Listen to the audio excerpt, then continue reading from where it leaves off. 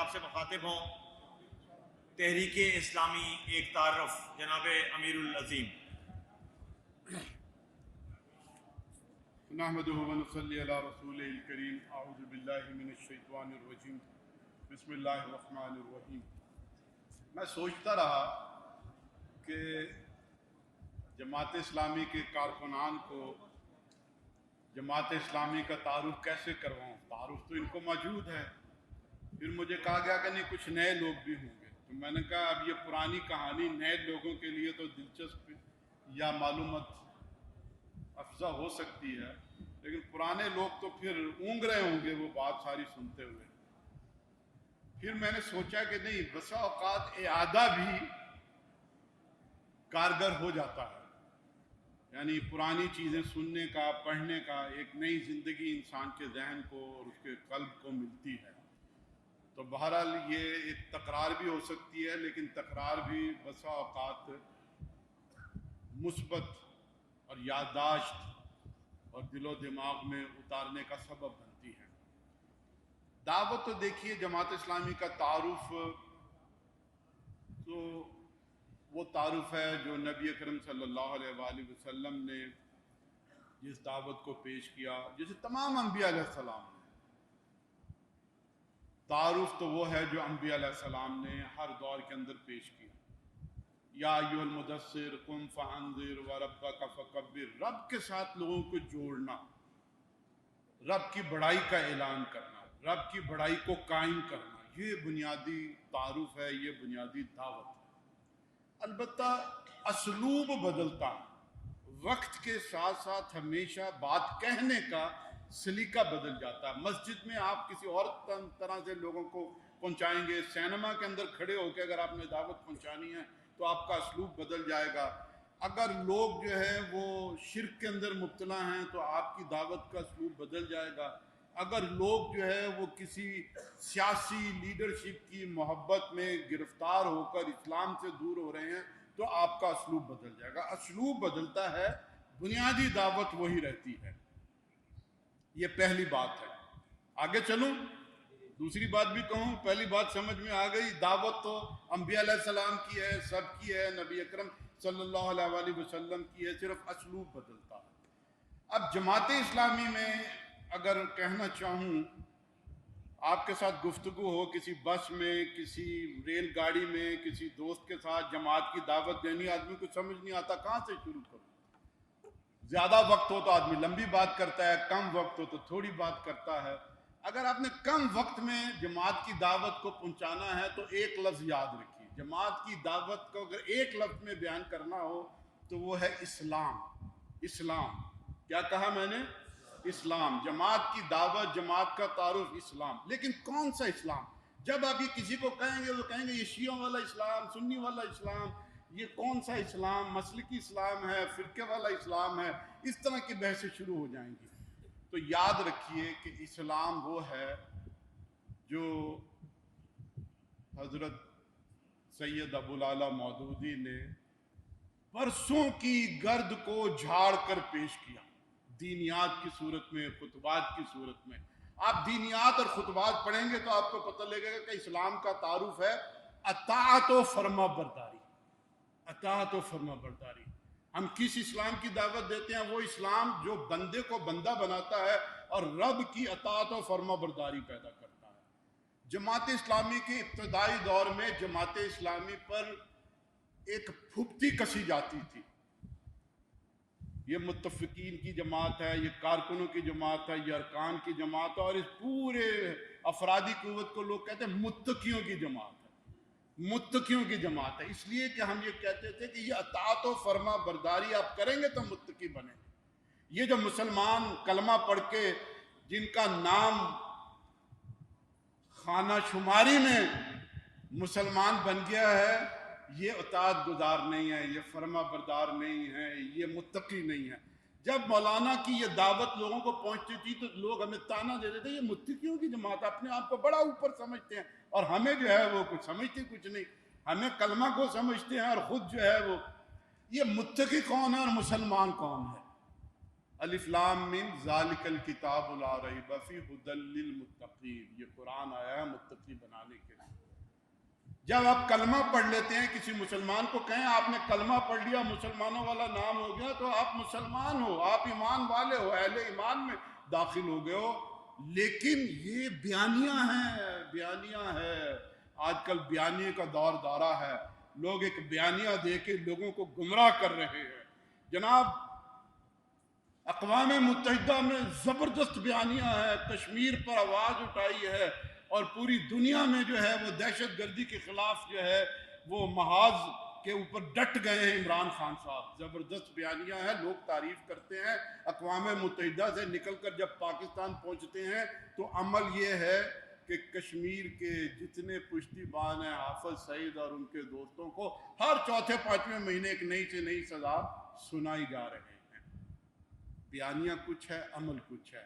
سب سے بہترین بیانیہ تو کلمے کا بیانیہ ہے، جو ایمان کے اندر داخل کرتا ہے۔ اللہ تعالیٰ صرف اس بیانیے پر اکتفا نہیں کرتا، وہ کہتا ہے کہ نہیں، اس بیانیے کے ساتھ جب تک عمل صالح نہیں ہوگا، والعصر ان الانسان لفی خسر الا الذین آمنوا وعملوا الصالحات، جب تک عمل صالح اس کے ساتھ تم نہیں کرو گے تو تم متقی نہیں بنو گے، اور تمہارا بیانیہ قابل قبول نہیں ہوگا۔ اور ایک وقت آ سکتا ہے قیامت کے دن کہ اگر عمل صالح نہیں ہوگے تو یہ کلمہ، یہ بیانیہ منہ پہ مار دیا جائے۔ متقی کون ہے؟ جو اللہ کو مانتا ہے، جب وہ اللہ کی ماننا شروع ہو جائے تو وہ متقی بنتا ہے۔ جو نبی اکرم صلی اللہ علیہ وآلہ وسلم کو مانتا ہے اور نبی اکرم کی ماننا شروع ہو جائے وہ متقی ہوتا ہے۔ جو قرآن کو مانتا ہے اور جب وہ قرآن کی ماننا شروع ہو جائے تو وہ متقی ہوتا ہے۔ تو گویا میں نے یہ عرض کیا کہ جماعت کا تعارف آپ کو کسی سے بھی کروانا ہو تو ایک لفظ میں کروانا ہو تو اسلام، اور پھر اس اسلام کا مطلب اطاعت و فرما برداری، بیانیے کے ساتھ عمل صالحہ، اللہ کو ماننے والے اللہ کی ماننا شروع ہو جائے، یہ ہماری دعوت ہے۔ اگر دو لفظوں میں جماعت کا تعارف اور جماعت کی دعوت پہنچانی ہو اور آپ کو پاس ٹائم زیادہ ہو تو پھر آپ کہیں گے کہ جماعت دو لفظوں میں اسلامی نظام، دو لفظوں میں جماعت کی دعوت کا تعارف اور پہچان اور مقصد جو ہے اسلامی نظام۔ اسلامی نظام مسجد کے اندر بھی، بازار کے اندر بھی، معیشت کے اندر بھی، عدالت کے اندر بھی، معاشرت کے اندر بھی، سیاست کے اندر بھی، اسلامی نظام۔ بس اس کو اگر آپ یاد رکھیں گے تو آپ کو جماعت کی دعوت کو دو لفظوں میں پہنچانا بڑا آسان ہو جائے گا، کہ صرف نماز اور روزے کی حد تک نہیں۔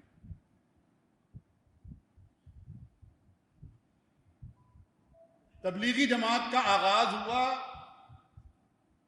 مولانا مودودی پہلے آدمی تھے ہندوستان کے اندر جا کے، انہوں نے مولانا الیاس کی اس دعوت کو دیکھا اور ترجمان القرآن کے اندر مضمون لکھا، اور اس مضمون کا اختتام تھا کہ زبردست ہندوستان کی اسلامی تحریک ہے جو لوگوں کے گھر گھر جو ہے وہ دعوت دین پہنچا رہی ہے، لیکن اس مضمون کا انجام تھا کہ اس سے آگے نکلیے، یہاں تک آپ نے محدود نہیں رہنا، ایسی معاشرت قائم کرنا ہے کہ جس میں اسلامی معیشت، اسلامی نظم، اسلامی تمدن تمام، اور بالآخر خلافت فی الارض اللہ تعالیٰ آپ کو فراہم کر دے۔ یہ تبلیغی جماعت پر 1934 میں سید ابوالعلا مودودی کا وہ مضمون تھا، جسے پھر اور لوگوں نے پڑھ کر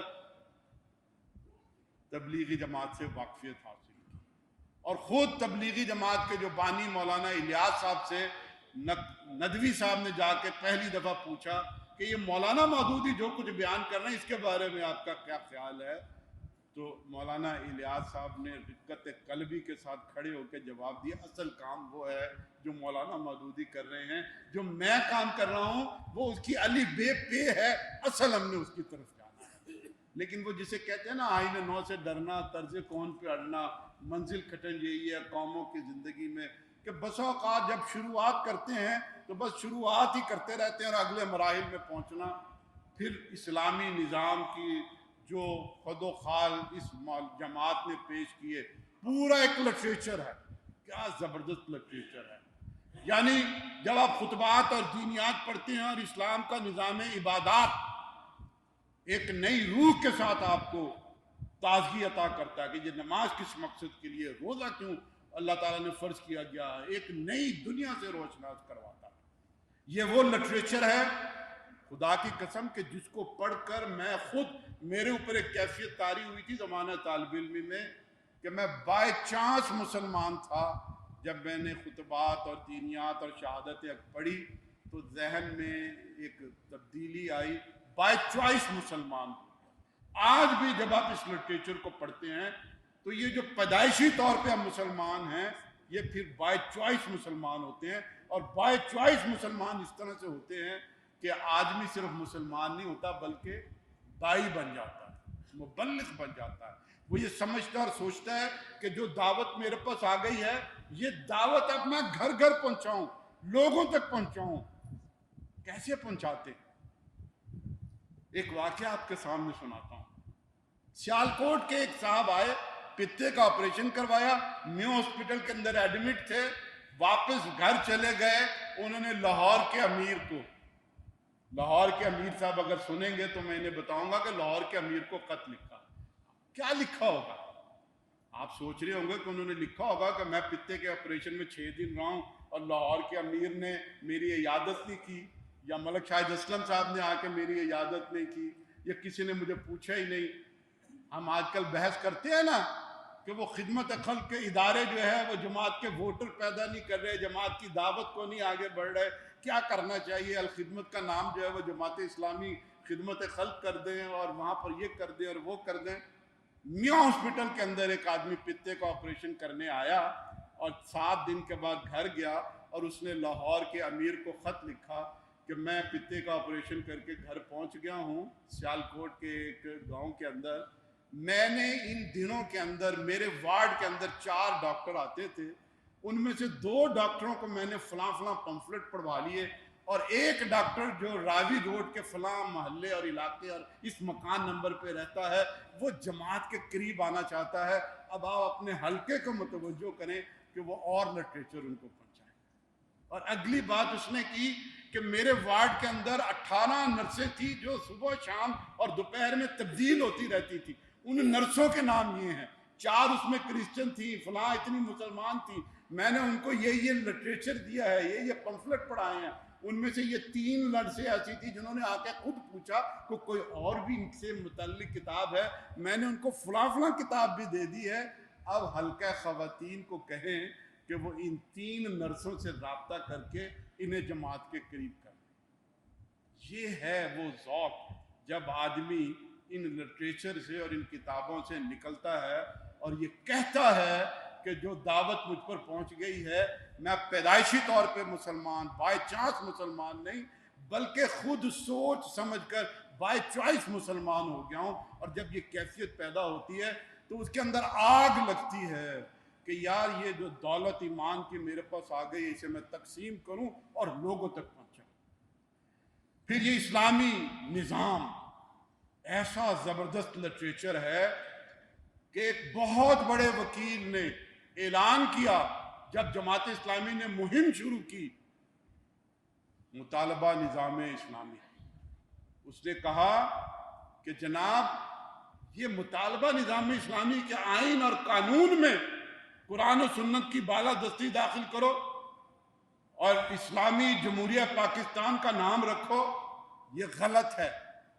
इसलिए कि किसी फर्द का, किसी इंसान का अकीदा हो सकता है, नजरिया हो सकता है, लेकिन किसी आइन और किसी मुल्क का कोई अकीदा और नजरिया नहीं हो सकता।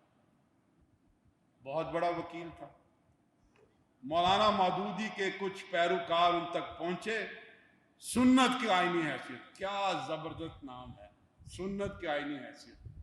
यानी इससे पहले सुन्नतों के बारे में ये समझा जाता था कि जिसकी दाढ़ी छोटी है, बड़ी है, पौंचे ऊपर होने चाहिए, नीचे होने चाहिए, किस तरह का लिबास हो, तराश हो, खराश हो, सारी सुन्नतें हदीसें जो हैं वो इन्हीं के ऊपर आगे पीछे। सुन्नत की आईनी हैसियत। जब ये किताबें और लिटरेचर उन तक पहुंचा, पुकार उठे और मौलाना मौदूदी के पास पहुंचे और कहा कि जी मैंने कानून को उसकी जड़ों से समझ रखा था, लेकिन आपकी इन किताबों ने मेरे अंदर ये यकीन और ईमान पैदा कर दिया है کہ ایک فرد اور ایک انسان کے علاوہ قرآن رہتی دنیا تک ایک آئین اور ایک ملک کی بھی رہنمائی کر سکتا ہے۔ آپ کو یاد ہے کہ وہ کون سا وکیل تھا؟ A.K. بروہی، بہت بڑے معروف، یہ اتنے معروف لوگوں کے ذہن کو مسخر کرتا ہے۔ پردہ، ضبط ولادت، تجدید و احیاء دین، محرم کا زمانہ ہے، پوری اسلامی ہسٹری کے اندر جو غم کی کیفیت امت مسلمہ کے اس غمگین جو واقع کربلا کی صورت میں خلافت و ملوکیت ایک نئی زندگی دیتا ہے۔ جب آدمی یہ کتاب پڑھتا ہے تو بجائے یہ کہ جوش اور جذبہ جو ہے وہ کسی ڈپریشن کے اندر پہنچ جائے اور آدمی ماتم کے اندر مبتلا ہو جائے، وہ اس کتاب کو پڑھنے کے بعد اسلام کو اثر نو تازہ کرنے کی کوشش کرنا شروع کر دیتا ہے کہ وہ کیا مقاصد تھے۔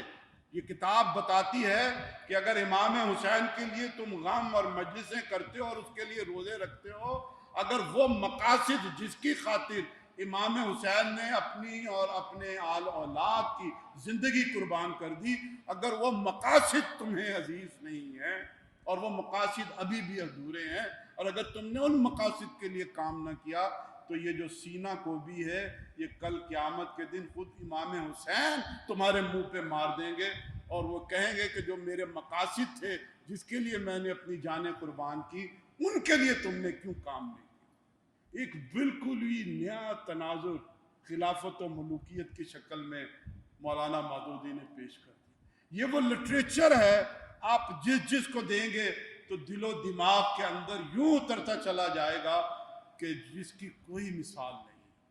اور اگر آپ کے پاس وقت زیادہ ہو اور آپ جماعت کے تعارف اور جماعت کی دعوت کو کسی ایک بڑے جملے میں پیش کرنا چاہیں اسلام اور اسلامی نظام کے بعد، تو وہ یہ ہے کہ دنیا کی امامت اور قیادت اور سیادت جو اس وقت اللہ کے باغیوں کے ہاتھوں میں ہے، ان سے چھین کر اللہ کے اطاعت فرما بردار بندوں کے ہاتھوں میں تھما دو، تاکہ اجتماعی زندگی کی گاڑی خوش اسلوبی کے ساتھ ان مقاصد کے اوپر چل پڑے جس کے لیے اسلام آیا ہے۔ امامت کی تبدیلی، فرما روائی کی تبدیلی، یہ اس جماعت کی دعوت کا وہ نقطہ ہے، اور اس کی وجہ یہ ہے، یہ نقطہ بڑا اہم ہے، جماعت اسلامی کا اعزاز سب سے زیادہ یہ ہے۔ مختلف ادوار کے اندر اللہ تعالیٰ نے جب اسلام کو اور اپنی دعوت کو قوموں تک پہنچایا تو قومیں اللہ کی دعوت کو اور اس کے پیغام کو یا تو غفلت سے گم کرتی رہی ہیں یا اپنی شرارتوں سے اس کے اندر ملاوٹ کرتی رہی ہیں اور اس میں کوئی کمی بیشی کرتی رہی ہیں۔ جب تک کوئی امت اللہ کا پیغام کو مستقل طور پہ اپنے سامنے رکھتی ہے، اس کی خاطر کام کرتی ہے اور اس سے آگے پیچھے نہیں ہوتی، اس میں کوئی ملاوٹ نہیں کرتی، اس میں کوئی کمی بیشی نہیں کرتی، تو وہ امت ممتاز حیثیت رکھتی ہے۔ کنتم خیر امۃ اخرجت للناس، انہیں دنیا میں فرما روائی عطا کی جاتی ہے، انہیں تاج شاہی پہنایا جاتا ہے، تاج شاہی، امتوں میں ایک ممتاز حیثیت۔ ہم سے پہلے بنی اسرائیل جن کو یہ منصب حاصل تھا، یا بنی اسرائیل، اللہ تعالیٰ نے کہا ذرا یاد کرو میری انی فضلتکم علی العالمین، کہ میں نے دنیا جہان پر تمہیں فضیلت کے منصب سے بنی اسرائیل گرائے گئے، بہت ساری خرابیوں کی بنیاد پر گرائے گئے، لیکن جو سب سے بڑا سبب تھا وہ یہ تھا کہ اللہ کی لائی ہوئی ہدایت کو انہوں نے حصوں بخروں میں تقسیم کر دی، کچھ چیزوں پر ایمان رکھا، کچھ چیزوں کو اپنے ساتھ محفوظ رکھا، اس پر کاربند رہے، اور کچھ چیزوں کو چھوڑ دیا۔ افتؤمنون ببعض الکتاب وتکفرون ببعض، کہ کتاب کی کچھ چیزوں پر تم مکمل عمل کرتے ہو اور کچھ چیزوں کو تم پامال کیے جا رہے ہو۔ جب یہ چیز پیدا ہو جائے تو اللہ تعالیٰ ایسی امتوں کو فرما روائی کے منصب سے گراتا ہے۔ آج بھی امت مسلمہ کی یہی حالت ہے۔ یہ جو بہترین امت کا خطاب اس امت کو فراہم کیا گیا تھا، جب اس نے افتؤمنون ببعض الکتاب وتکفرون ببعض کے اوپر عمل کرنا شروع کر دیا، تو یہ منصب امامت سے گرا دیے گئے اور ذلت اور محتاجی کے اندر مبتلا ہے۔ وَضُرِبَتْ عَلَيْهِمُ الذِّلَّةُ وَالْمَسْكَنَةُ۔ یہ آج کی ہماری تصویر ہے۔ یہ کن چیزوں کو ہم نے پکڑا اور کن چیزوں کو گرایا؟ ہم نے امامت کو دو حصوں میں تقسیم کر دیا۔ ایک امامت ہے مسجد، ممبر اور محراب والی، یہ امامت صغرا ہے۔ اس امامت صغرا کی ہم بڑی حفاظت کرتے ہیں، بڑی اس کے اوپر دیکھ بھال کرتے ہیں۔ ایک امامت کبرا ہے، بڑی امامت، اسلام آباد کی امامت، اقتدار کی امامت، اس کے بارے میں اس امت کو فکر ہی کوئی نہیں، اور وہ یہ سمجھتے ہیں کہ یہ سیاست دانوں کا کام ہے اور یہ اسلام پرستوں کا کام ہے۔ یہ جو دو ہی پن آ گیا اس امت کے اندر، جس نے اس امت کو فرما روائی کے منصب سے گرا کر ذلت اور محتاجی کے اندر مبتلا کر دیا ہے۔ جماعت اسلامی کا سب سے بڑا اعزاز یہ ہے کہ یہ دونوں امامتوں کو بیک وقت چیلنج کرنا چاہتا ہے کہ مسجد کی امامت بھی ٹھیک ہو اور اسلام آباد کی امامت بھی ٹھیک ہو۔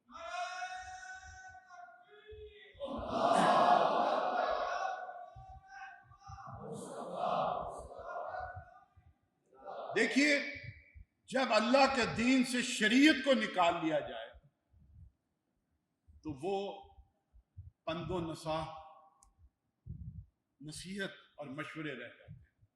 جب شریعت کو رکھا جائے تو پھر وہ ایک اتھارٹی بنتی ہے۔ آج بھی ہماری قوم کو اور ہمارے قوم کے حکمرانوں کو نمائشی اسلام منظور ہے، آرائشی اسلام موجود ہے۔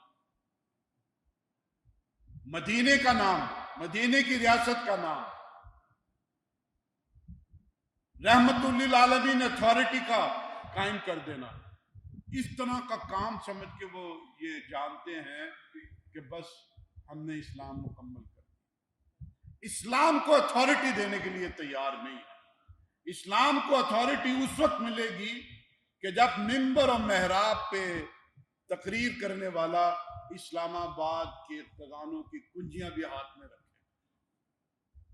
وہ آئین پہ اثر انداز ہوگا، وہ سپریم کورٹ پہ اثر انداز ہوگا، وہ اسٹیٹ بینک کے اوپر اثر انداز ہوگا، تو تب اسلام کو اتھارٹی ملے گی۔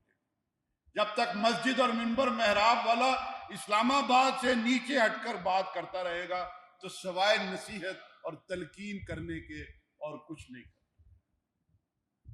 یہ جماعت اسلامی کا اعزاز ہے کہ وہ اس دنیا کے اندر رہتے ہوئے اسلامی نظام زندگی کو نافذ کرنا چاہتی ہے، امامت اور قیادت کو تبدیل کرنا چاہتی ہے، اور یہ ایسا مشن ہے کہ جس نے ایک دفعہ اس کے بارے میں سوچ لیا، غور کیا، تو اس کی راتوں کی نیند ہوتی ہے، وہ جرت کے اندر پیدا ہوتی ہے، وہ اس کے لیے اپنے آپ کو لگا دینے کی اور اس میں اپنے آپ کو صرف کرنے کی کوشش کرتا ہے۔ جماعت اسلامی کی تاریخ میں ایسی بے شمار مثالیں ہیں۔ میں اپنی گفتگو میں عام طور پہ چودھری علی احمد کی ایک مثال دیتا ہوں۔ پولیس کے اندر ملازم تھے، اس پوری تحریک کو سمجھا، ترجمان القرآن کو جانا اور پولیس سے استعفیٰ دے دیا۔ ڈی ایس پی نے بلا کے کہا کہ 2-3 سال اگر تم اور جاب کر لو تو تمہیں ریٹائرمنٹ کے بینیفٹ مل جائیں۔ کہا کہ اللہ تعالیٰ میرے وہ گناہ معاف کرے جو اب تک میں نے پولیس کے اندر رہتے ہوئے انگریز اور انگریزی نظام کی چاکری کی ہے۔ میں 2-3 سال تو کیا 2 منٹ اب اس ملازمت میں رہنا نہیں چاہتا۔ جس چیز کو جان لیا، سمجھ لیا، پھر اس کے اوپر قائم ہو گیا، تندور لگا دیا۔ جس جگہ پہ تھانے دار تھے اس کے باہر روٹیاں پکا رہے ہیں، چائے لگا رہے ہیں، چارپائی ہے، خطبات ہے، دینیات ہے، ترجمان القرآن ہے، لوگ دور دور سے آتے تھے. تھانے دار کا تندور، تھانے دار کا تندور، تھانے دار کا کس طرح سے بنیان پہن کر اور دھوتی باندھ کر اس تندور میں وہ روٹیاں لگاتے تھے، چائے پلاتے تھے. بھائی یہ مشہوری کام کر گئی کہ تھانے دار کا تندور، لوگ دور دور سے، اور وہ ان کو کھانے بھی کھلاتے تھے، چائے بھی پلاتے تھے، اور ساتھ خطبات اور دینیات اور ترجمان قرآن. یہاں بیٹھ کے پڑھ لو، گھر لے جاؤ، مجھے اپنا ایڈریس دے دو، خود میں تم سے واپس لینے کے لیے آ جاؤں. اور زبردست کام کیا. گجرانوالے کے امیر تھے، سیلاب آیا، کیمپ میں ڈیوٹی لگی. کئی دنوں کے کیمپ پر اچانک خبر آئی کہ 3 بیٹیوں کے بعد جو چوتھا بیٹا ہوا تھا اس کا انتقال ہو گیا، اکلوتا بیٹا. گھر گئے، نماز جنازہ تدفین کی، واپس آئے، اہلیہ کو، بچیوں کو حوصلہ دیا، صبر کی تلقین کی، اور پھر واپس اس کیمپ کی طرف جانے لگے. تو گھر والوں نے کہا کہ ایک رات تو گزار. کہا کہ میں اپنے بیٹے کو تو زندہ نہیں کر سکتا، لیکن اس کیمپ میں ڈیوٹی دینے کی بدولت میں کئی بچے اور بچیوں کی زندگیاں بچا سکتا. یہ وہ جذبہ ہے جب آدمی کے دل اور دماغ کے اندر اتر جاتا ہے تو وہ فتح اور شکست سے بے نیاز ہو جاتا ہے. وہ ہر طرح کے نقصانات کو انگیز کرنے کے لیے تیار ہو جاتا ہے. میرے بھائیوں اور دوستو، جماعت اسلامی کو صرف ووٹ بینک سے ناپنے تولنے کی کوشش نہ کریں. ایک ہماگیر دعوت ہے، ایک ہماگیر جدوجہد ہے، اور یہ جدوجہد ہے جو اللہ نے ہمارے سپرد کی ہے. ہم نے اس کے اوپر کھڑے ہو کے پہرا دینا ہے. کامیابی اور ناکامی اللہ کی مشیت کے ساتھ ہے، اور جب اس نے اس قوم کا آزمائش ختم کرنے کا فیصلہ کر لیا تو یاد رکھیے کہ اللہ اپنے لشکروں کو حکم دے گا، اور وہ لشکر کامیابی کی منزلوں کو اٹھا کر خود آپ کے قدموں میں رکھ دیں. آپ کو کامیابی کی منزلوں کی طرف نہیں جانا ہوگا، صرف اس امتحان میں سرخرو ہونا ہے کہ کون لوگ ہیں کہ جو اللہ کے مورچے کے اوپر ڈٹ کے کھڑے ہیں اور کسی بھی نقصان اور کسی بھی ذلت و رسوائی سے بے پرواہ ہو کے پوری جرت اور ہمت کے ساتھ یہ کام کر رہے ہیں. سبحان ربک رب العزت عما یصفون وسلام علی المرسلین والحمد للہ.